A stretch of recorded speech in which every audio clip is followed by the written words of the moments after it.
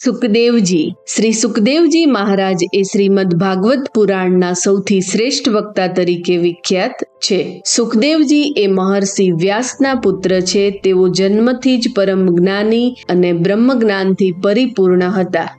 સુખદેવજી જન્મ સમયથી જ પૂરેપૂરા યોગી અને ત્યાગી હતા. સુખદેવજી એમના માતાના ગર્ભમાં 12 વર્ષ સુધી રહ્યા હતા, કેમ કે તેઓ મોહમાયાથી મુક્ત થવા માંગતા હતા.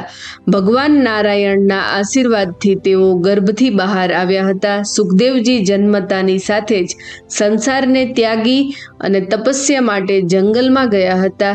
એક સમય જ્યારે રાજા પરીક્ષિતને શ્રાપ મળ્યો હતો કે તેમનું મૃત્યુ 7 દિવસમાં તક્ષક નાગના દંશથી થશે, એ સમયે રાજાને મોક્ષની પ્રાપ્તિ માટે જ્ઞાન પ્રાપ્ત કરાવવાનું કામ સુખદેવજીએ કર્યું હતું.